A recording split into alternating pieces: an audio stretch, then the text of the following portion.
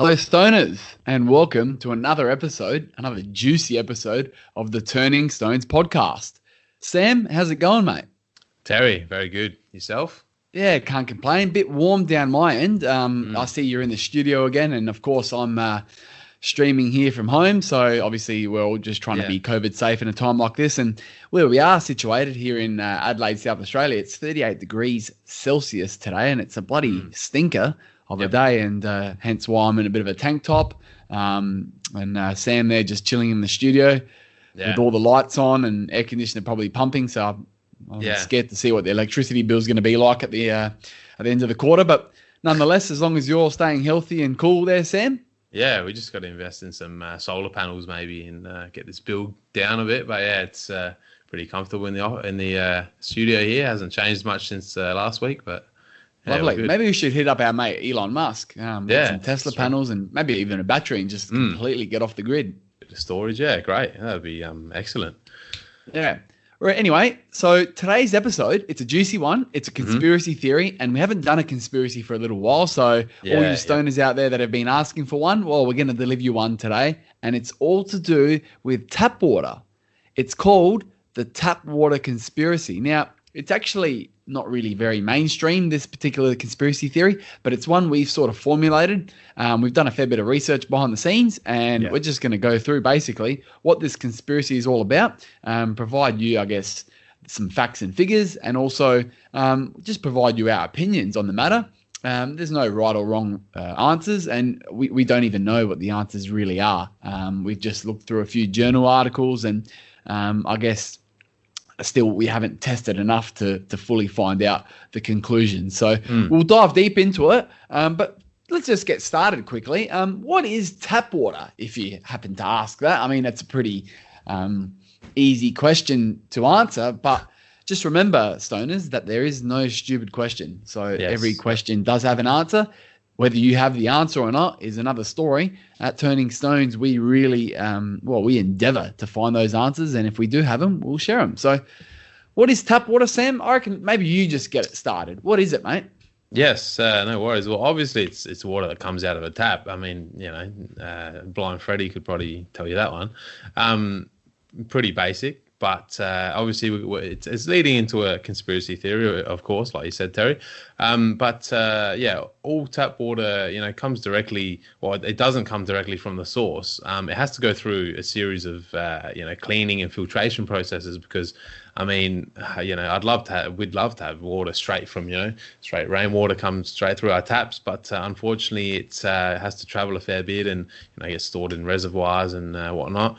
To make it drinkable, they have to remove some unwanted contaminants that get into this drinking water and water we use every day, unfortunately. But so they go through a few processes to get rid of this, it's natural with water. So water's never going to be completely pure, and like I said, it's been stored and gets transported through many pipelines and things like that. So along the way, a few things have to happen. Now, filtration, obviously, that's one of the main things that has to happen with water before it comes through our taps. Now, Terry, we've got a couple different types here. The first type of filtration is physical filtration, which is very exciting. This is obviously a bit of the dry stuff to begin with, guys, but it gets better. So physical filtration, basically the straining of water to remove large impurities. In other words, it's like a physical filter. It's sort of like a glorified sieve or something like that, you could say. It can be like a piece of thin gauze or like a real fine textile membrane just to filter out anything that's large and you can see from the naked eye, or maybe even smaller as well. For example, to put into perspective, when you got your kettle at home, you've got a bit of a filter that is on the spout that removes anything that might travel through the kettle and not get into your nice cup of tea or cup of coffee if whatever floats your boat. But that's the first type, Terry. Lovely. So that's physical filtration for you guys. And you did mention that there's two types of water filtration, which is very important for us to drink it and it to be tasting okay and obviously free of any of those nasties. The second type of filtration is called chemical filtration, guys. This method involves passing water through an active material that removes the impurities chemically as they pass through. So we have things called osmosis and all that sort of stuff and reverse osmosis, but we're not going to get into too much of the technicalities of chemical filtration. We're basically just telling you that there's two types, there's physical and there's chemical. And basically today we're revolving around this chemical filtration process. This is where the conspiracy comes from. So I guess you would ask, okay, so you've told us what tap water is. You've told us about the two types of water filtration that exist. But where the hell is this conspiracy that we've been hearing all about? Well, just about to tell you, Sam, so just calm down, would you? And you two stoners, just really calm down. Well, the first question is, what kind of chemicals are they putting in our tap water to keep it clean and drinkable? That would be my first question. So physical filtration is pretty simple. So as you said with that example in regards to the kettle, just to keep out the lime scale, you have a little filter there at the spout. So when you're pouring water into your glass for a nice cup of coffee or a tea, as you said, whatever floats your boat. And what floats my boat is a nice cup of coffee, black, no sugar, no milk. Not like I'm hating milk. It's just coffee is so good by itself that it doesn't need anything to stain it or sweeten it. So yeah, I'm sidetracking, but nonetheless, so that's physical filtration, right? But the chemical filtration. So what chemicals are they putting in our tap water to keep it clean and drinkable? Well, the biggest one, and the one we've probably all heard of, is fluoride. So fluoride is the one that is sort of the cornerstone of this episode and is the cornerstone of this conspiracy. So just to give you a bit of history, I guess, on fluoride, it was actually first introduced to drinking water in Australia in 1953. So we're actually nearly coming to 60 years of fluoride in our... No, hang on. Where am I going? Nearly 70 years of, fluoride in our drinking water. Wow, it's, I guess it's been a while. Some cool kids might say it's been a minute, but grow up with this stupid slang. But so today, now more than 80% of Australians enjoy the benefit of water fluoridation, which is basically putting, fluoride in water. They call it fluoridation. Wow. So, only 80% of Australia. I mean, I wouldn't say only, but that's a fair bit. Obviously, other sources probably come from fresh springs and or bores, which is in the aquifers underneath the ground. I'm not too sure if actually any Australian states have desalination, because that's another complete different process as well. I mean, really, water in itself could be an episode with the different ways we can drink it, where we can get it from, the sources, the filtrations, all that sort of stuff. But today we're worrying about chemical filtration of tap water, primarily with the chemical of fluoride. So, Sam? Yes. Terry, I was just going to ask, actually. Yeah, ask me. We hear fluoride, we hear it all the time, I think. Maybe can you tell us what fluoride actually is before we jump into this conspiracy that we're looking at?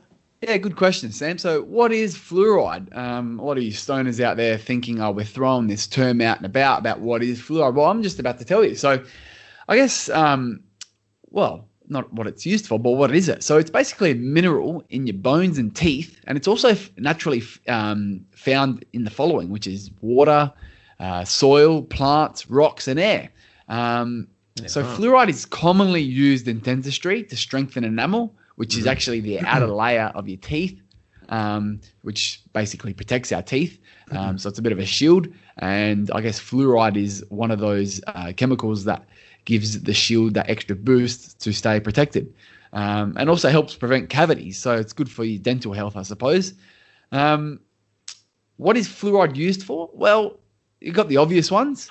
You got toothpaste, you got mouth rinses. So all those things basically to improve dental health.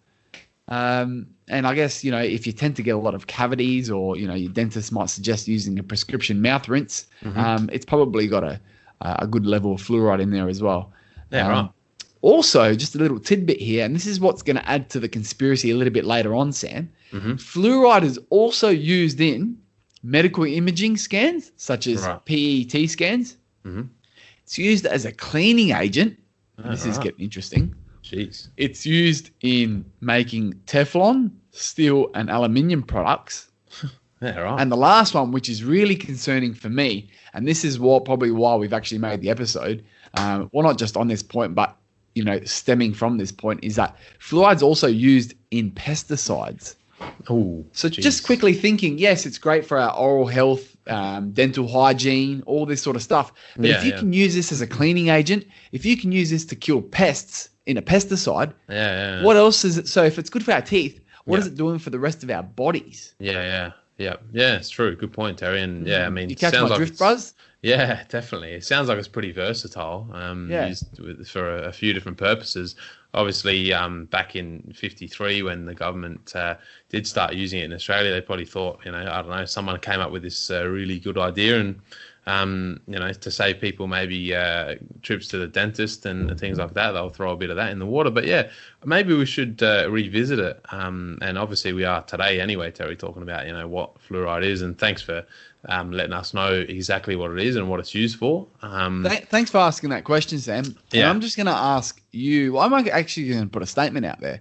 The government back in '53 probably thought, it's really good for our dental health and hygiene and all that, but hadn't done as much testing. And of course, now we're nearly 70 years down the track. Obviously, the research would be a little bit better, but it's almost as if like when we first started using asbestos, it had a high strength to weight ratio, was very heat resistant compared to other textiles and materials.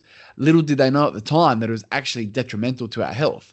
Who's to say that fluoride could be the exact same, maybe in another 70 years of research? Who knows? True. So we've only had 70 years of it, and I guess the babies born in '53 have only grown up and only ever known fluoride. So I guess maybe now is a good time to pluck a few of these 70-year-olds and tell them, how you going? Yeah, true. And you do. I don't know. You do hear from the older generation about fluoride, and some people always say, drink some tap water, it's good for your teeth. I think that was it must have been really drummed into people's heads back in the day.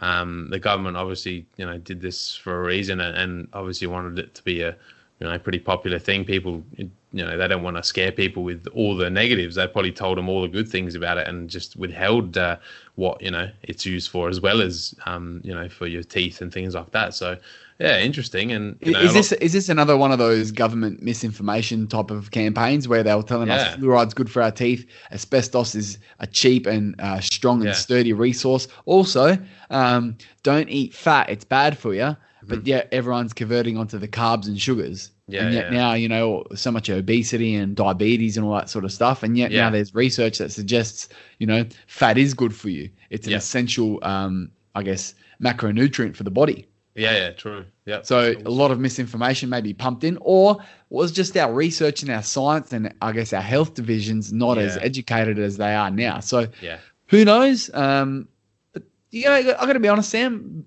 2, 3, 4, 5,000 years ago, humanity, I mean, we have had some smart people. You go back to the ancient Egyptians creating and building such big monoliths. You've got the Greeks inventing like mathematics and all these bloody Pythagoras theorems and all that sort of stuff. Even, you go to various parts of, I guess, North, South America, even in Europe. So many, I guess, intelligent people out there with their hypotheses and their theories and, I guess, what they could create back then. So to play the dumb card, I'm not really buying it too much. No, definitely not. But so we're sort of painting the picture already that could be a bit of misinformation from the governments. But why don't you tell us why governments, fluorinate drinking water? Yep. Of course, Terry. And obviously, like we said, there was a reason for this being implemented, and the main reason is that fluoride in water acts like a repair kit for your teeth, and like you said, Terry, it's used by dentists to treat decays and things like that. So it strengthens your teeth, makes them more resistant to tooth decay, and they said that this was effective in people of all ages. So obviously, I mean, if you got a scientist or someone coming up with that idea saying all these benefits, well, I mean, why not? Why wouldn't you put it in the drinking water?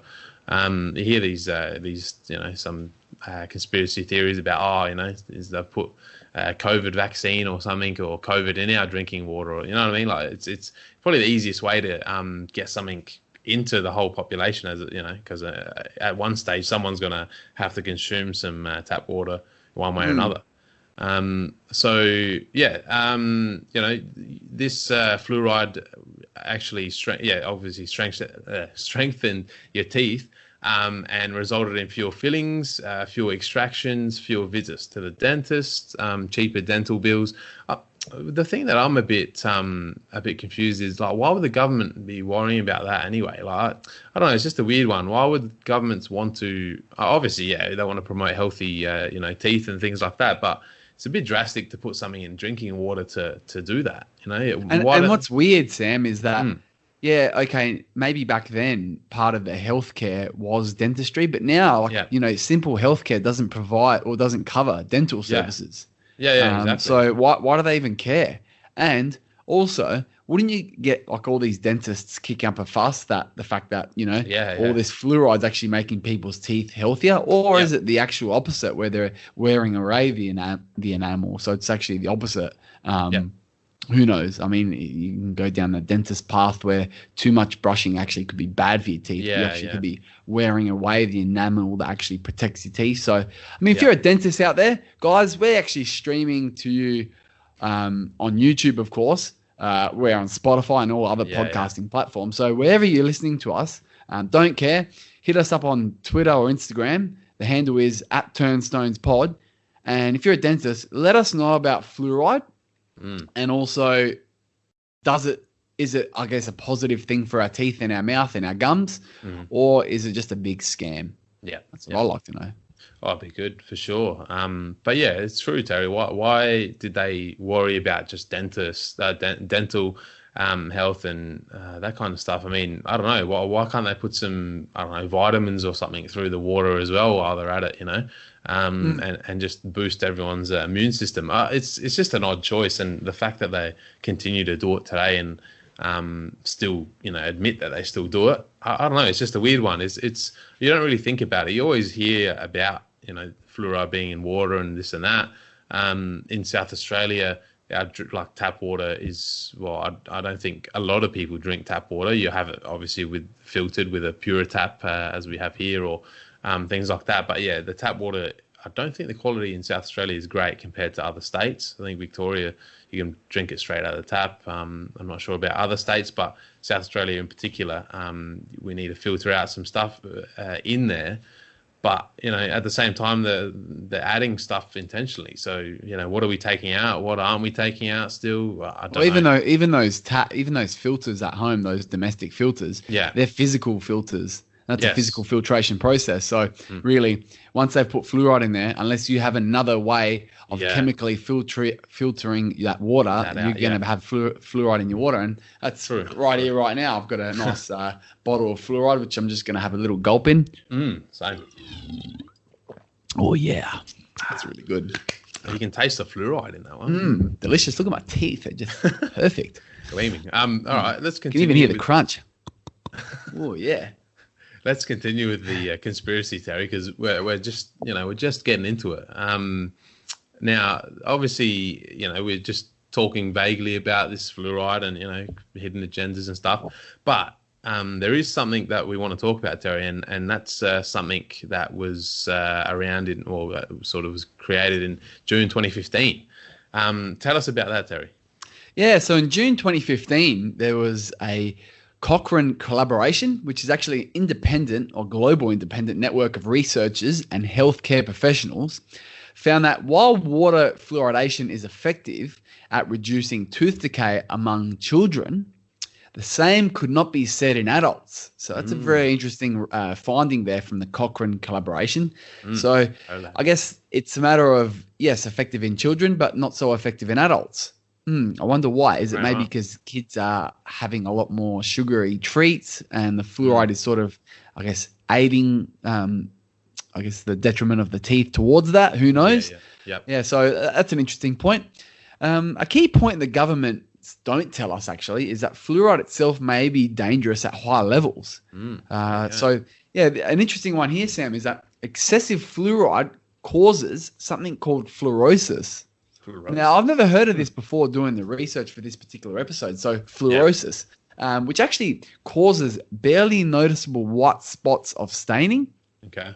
So I actually think I've seen this before on people's teeth. You know, when they've got a discoloration or an extra white dot that just looks a little bit like it's a different white to someone else, like to their normal teeth white. Yeah. Like they've got like a little, it's a white spot, a white stain.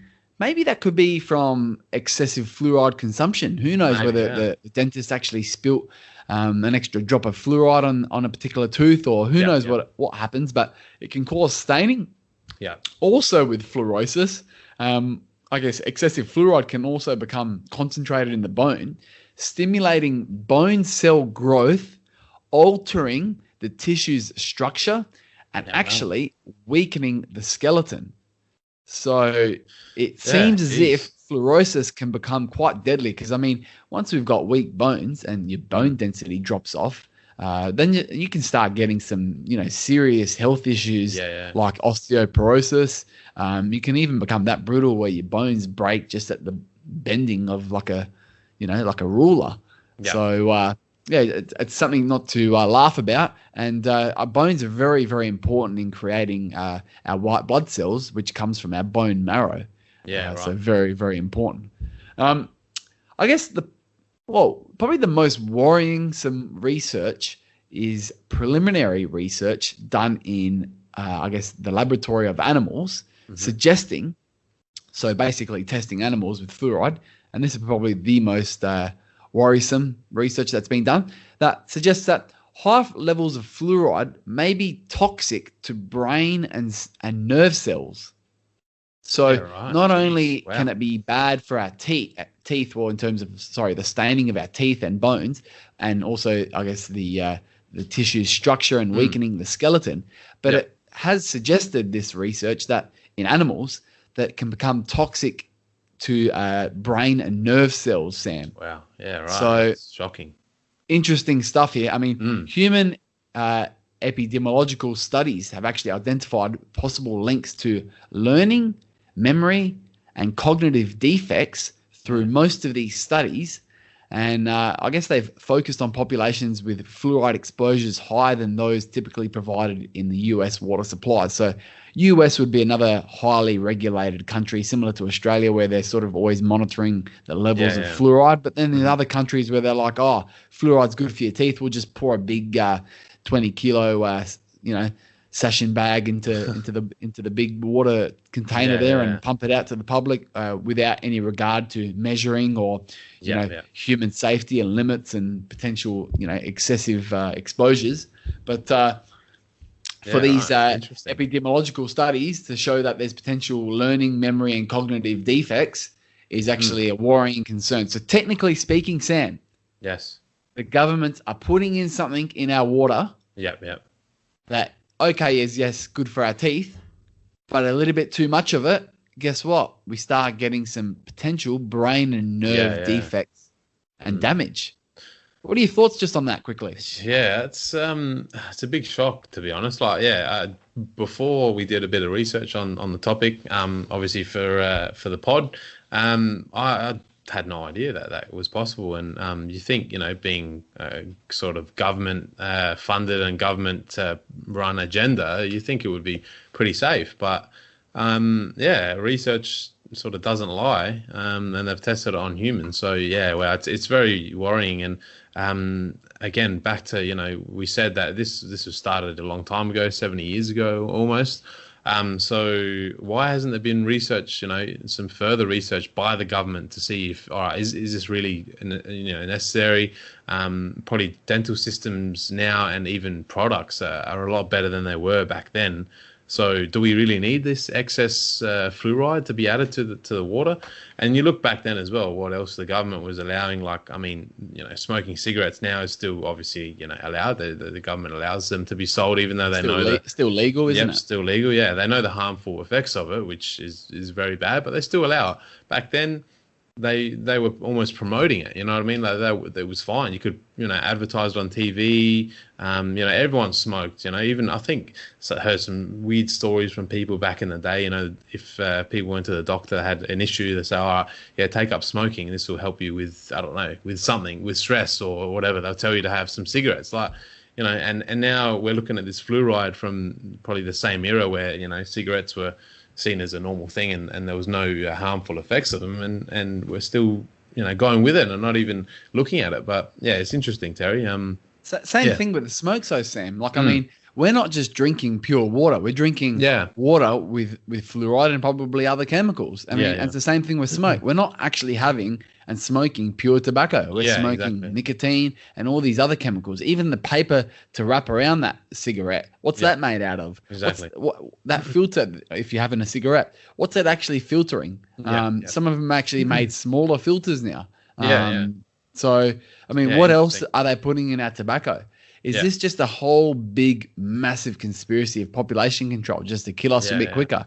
Who's to say that humanity life expectancy shouldn't be 120 at this point, but yet we're still dying at 78 to 80. Very true. I mean, with all this medical research and science behind it, I mean, if we had stayed away from the fluorides, from the tobaccos, from those delicious sugary treats that we like to indulge in from time to time, who's to say we can't live past 100?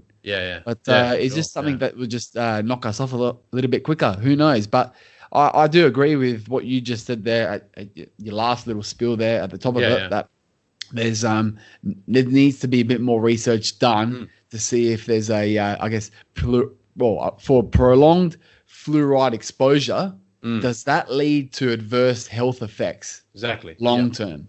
Yes, okay, we have the Cochrane collaboration saying it is effective in children's dental health, nothing to do with adults. So maybe we can just add fluoride to, I don't know, for example, baby formula. Or maybe not baby formula, or juice boxes or things that kids consume. Right? And then after that, well, adults aren't drinking those. I mean, some of the immature ones, like potentially myself occasionally from time to time. But adults for the most part aren't consuming any of those products anymore. So that means they don't need fluoride anymore. And I'm pretty sure most of us out there brush at least once every couple of days. So maybe that's enough fluoride for us. Because don't forget, we're drinking water with fluoride. There's fluoride in our toothpaste. I brush twice a day. Actually, no, once a day. I lie. At the end of the day. There's a whole other conspiracy why I only do it once a day. Mouthwash, fluoride in that. Exactly. And it's a lot more accessible now as well, Terry. That's the thing. Like, it's not like you have to sacrifice eating dinner to go buy some mouthwash at the shop. It's like, it's pretty easily accessed. So exactly. So right now we're getting like every day for me, every night I'm having water. I'm having 2 liters of water a day. I'm brushing my teeth with toothpaste with fluoride in there. I'm rinsing my mouth out with fluoride with my mouthwash. So I'm getting, I guess, fluoride from 3 different sources, let alone from the other potential natural sources where it comes from. At the top of it, it's like soil, plants, rocks, and air. So am I getting too much fluoride, which could become, am I borderline getting, what do we call that? Fluorosis. Fluorosis, that's the one. Yeah, maybe. And just to add a double whammy to the conspiracy, Terry, we're told we need to drink X amount, I don't even know how many glasses of water a day or liters. 8 glasses of water a day. Why do we need to drink 8 glasses of water? All right, it's good for you. They say it's good for this, good for that. Maybe they're just trying to push this water with a lot of fluoride in it. I don't know. Good point. Maybe because 8 servings of fluoride from your water, and they're probably assuming that people don't, like for the those that are delinquents, those that don't brush or mouthwash. At least if they get the 8 bloody glasses of water, we can kill them slowly. Yeah, well, maybe. Yeah, that's right. So what about for some of us that are in hot weather where you're a bit more thirstier and you're probably having the 10 glasses, or say you go to footy training and you're sweating out and you probably have 13 glasses. Exactly. Bloody hell, I'm fucking getting fluorosis as we speak. I'm actually getting parched, and like all this water talk, I just want to have some more. Yeah, it's interesting. Something so basic, and obviously there's a big conspiracy behind it all, but it doesn't really get touched on too often, to be honest. I haven't really heard a lot of conspiracy talk about it until you sort of think about it and do a bit of reading about it, Terry. But yeah, how about this one, Sam? Though, like all this fluoride. So since we were born, right, we're 90s babies. We've drank is water with fluoride, right? Because it was brought in 53. We've all our toothpaste since then's all had fluoride. Mouthwash since then's had fluoride. Yep. But yet, why? Like for me, for example, when I look after my teeth, right? I'm a pretty good brusher. Even every 2 days, I'll do a floss as well. So I'm pretty good with my dental hygiene. Why do I still have to get fillings and stuff? Like I've got fillings in my teeth. Yeah, and it's interesting. Like, true. I mean, I look at my grandparents and I look at the elderlies. Like their teeth are fucking like dog shit because obviously they didn't have the technology that we have now, and I guess probably couldn't afford some of the products that we have at our disposal now. But just thinking, if this is really providing, I guess, oral, beneficial effects, where's the protection against cavities? Tooth decay. Like I'm not having any tooth decay, but I'm still getting a few cavities here and there. Yeah. And you, I know for a fact, don't really enjoy a lot of sweets either. I mean, it's not like you eat chocolate every day or something. So, yeah, it's a good point actually. I'm more of a savoury over sweet sort of bloke. I mean, every now and then I'll indulge in a nice hazelnut gelati. It's probably my ice cream of choice. Or if I'm going to Woolies, I'll probably just get a Maxi Bon. Yeah, nice. But I can understand if you're having that every day, sweet. And if you're having that every day and drinking 5 cans of Coke a day or something, I can understand if your teeth are falling to pieces. But yeah, good point. What's the big deal then if they're adding it to our drinking water to help us? Well, it doesn't seem to be doing it for everyone, unfortunately. But yeah. Here's the proposal to those water networks around the world and even in Australia. How about you provide us water free of fluoride? But if we want fluoride, we just do like what you can do with a soda stream and just get like a little gas bottle in your house and pump it into your water if you want. And you know what? By removing fluoride from our water, technically it should be cheaper for the consumer, shouldn't it?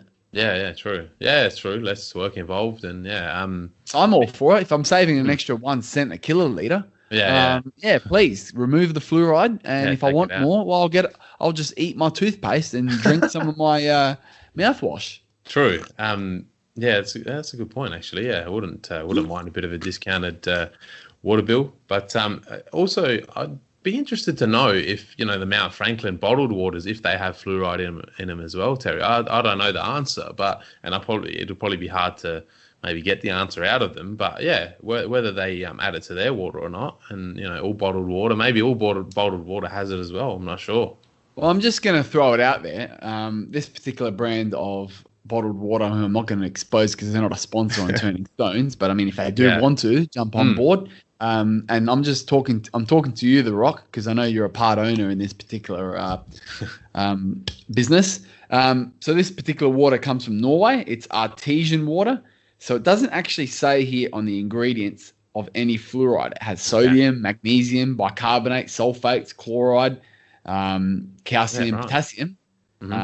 Some dissolved solids too. So maybe it's actually had a bit of a minuscule type of physical filtration process. And sometimes impurities are actually good for us. Yeah. A bit of bad bacteria actually ain't harmful for us, guys. So add a few of the nasties in, not too many of them, but something that will make our immune system stronger. So this one here doesn't have it, but it's artesian water. So technically, I guess, technically speaking, this is bottled at the source. Yep. So it says. So if it is, then technically they should not have any fluoride unless they have some factory just pumping it in. But they don't advertise it on here, so that's interesting. No, okay. But if you go on the websites, you go and look up fluoride in water, they're happy to tell you all about, yes, we do have fluoride in our water. No worries whatsoever. We'll tell you about all the health benefits and, well, should I say oral benefits that it provides. But what about the disadvantages?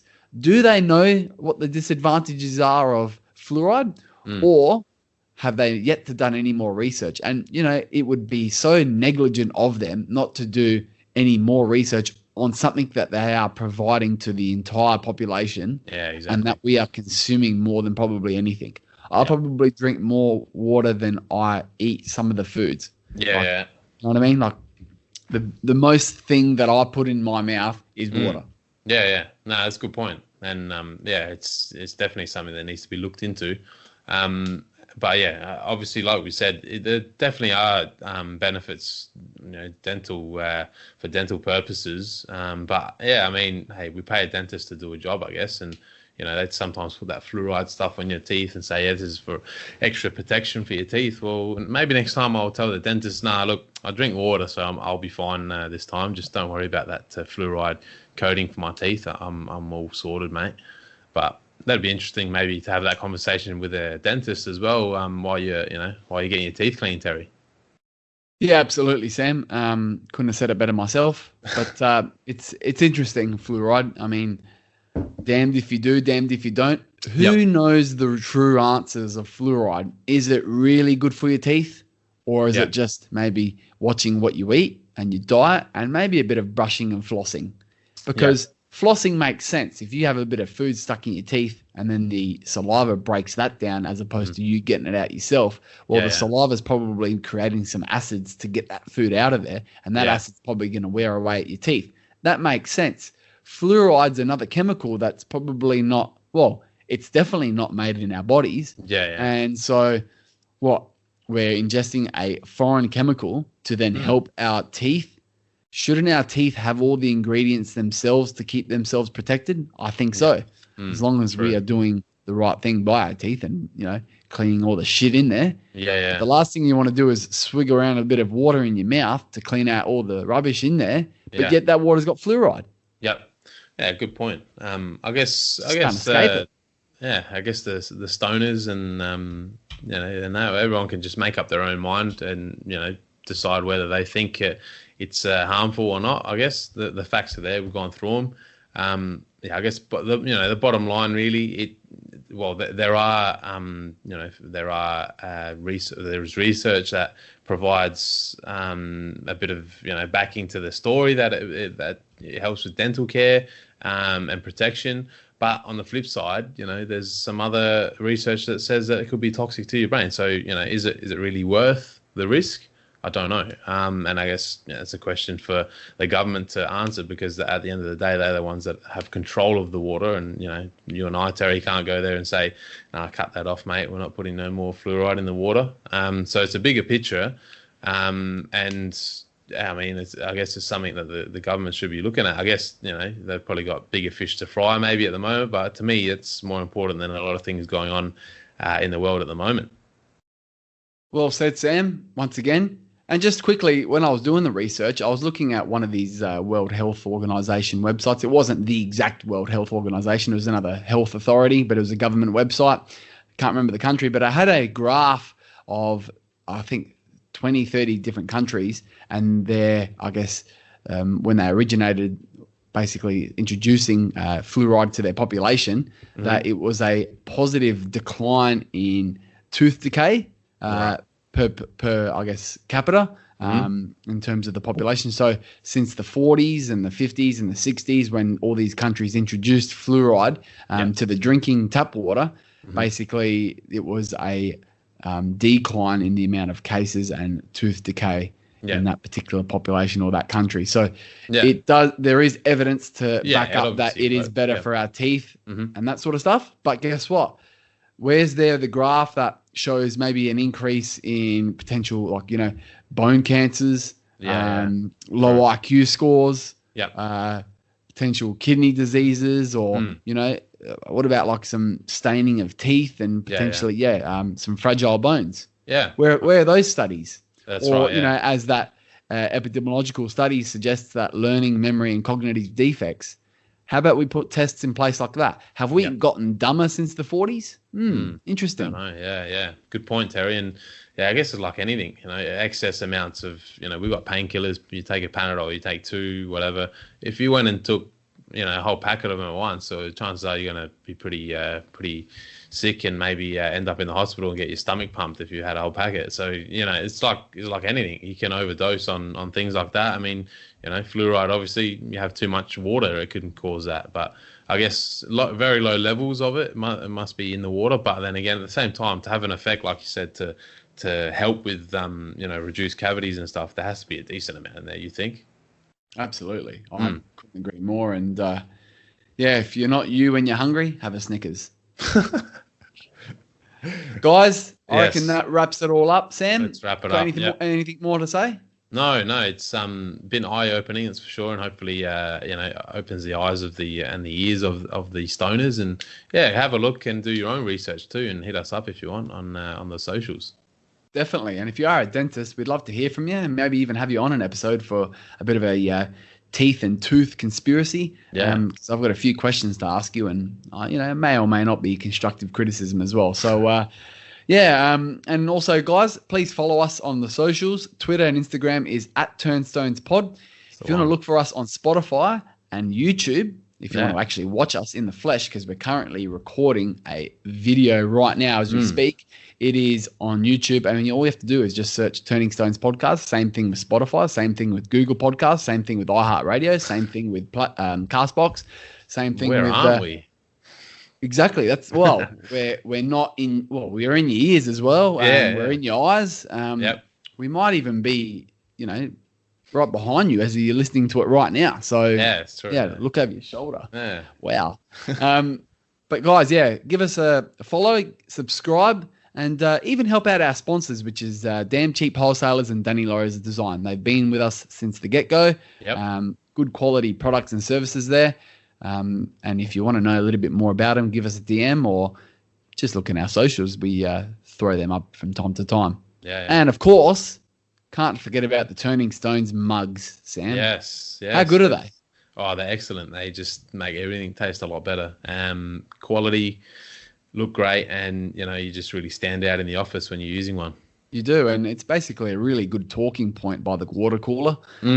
And, before we release them to the public, Sam and I tried and tested them daily for 5 weeks, and they're strong, sturdy, they stand out from the crowd, and as you said, they make every quality cup of coffee and or tea delicious and very enjoyable. It just makes you want to get another one. But our preference is you don't put any fluoride water in there. Spot on, Terry, spot on. And, thanks, guys. If you want one of those, give us a DM, and we're out of here. That's it. Catch ya. Bye.